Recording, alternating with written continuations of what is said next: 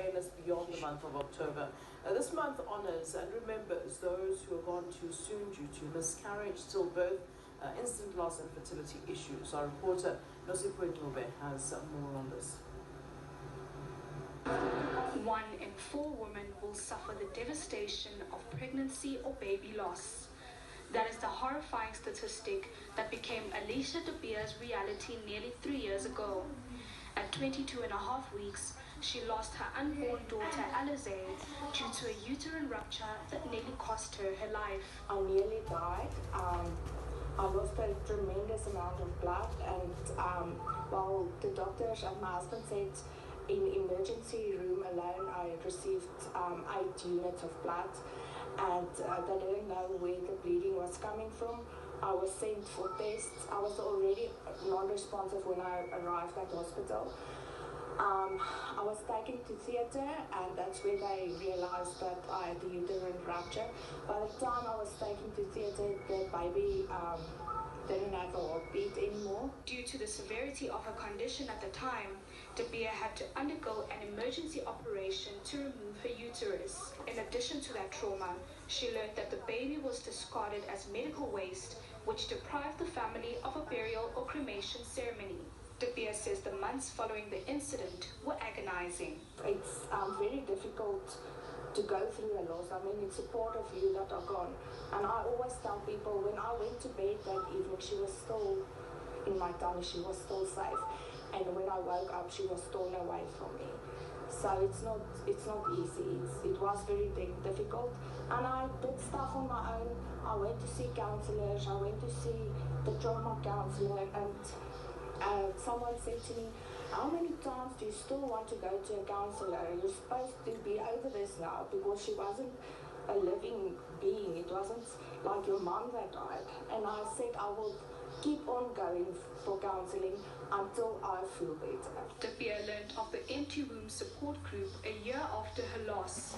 She is now the group's spokesperson and works closely with co-founder Michelle Groenewald, who also had her own different experience that led to the development of the group. I studied perinatal bereavement.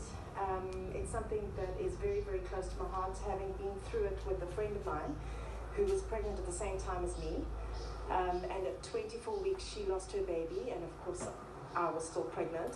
And I lost a friendship because I didn't know how to deal with her loss. I thought it was easier just to back off, not say anything, not mention his name, not talk about her experience, nothing. She subsequently has immigrated, but it's always played on my mind, and that's why I actually studied it. We began in October 2018, so the Empty Wombs House of Fertility all began 2018, and we had our first group in November 2018. So we've been going for 3 years now. Angel Gowns is an initiative that Groenewald began in collaboration with Eric Elrond, a fashion designer based in Cape Town.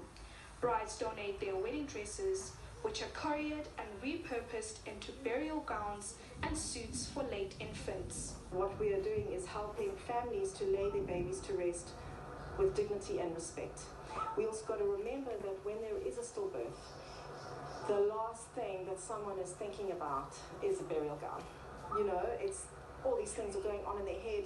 You know, what is the next step? What do I do? How am I going to get through this? How do I organize a funeral for my baby? Where do I go? What do I do? So if we can help just with one aspect of that by providing the little burial gown, you know, we're very happy to do so.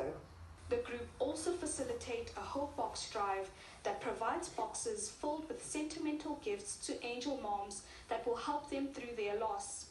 Groenewald says issues around pregnancy and infant loss require more discussion and awareness. On the 1st of November, Alicia's still going to be a lost mom. Cindy's still going to be a lost mom. Jane's still going to be a lost mom.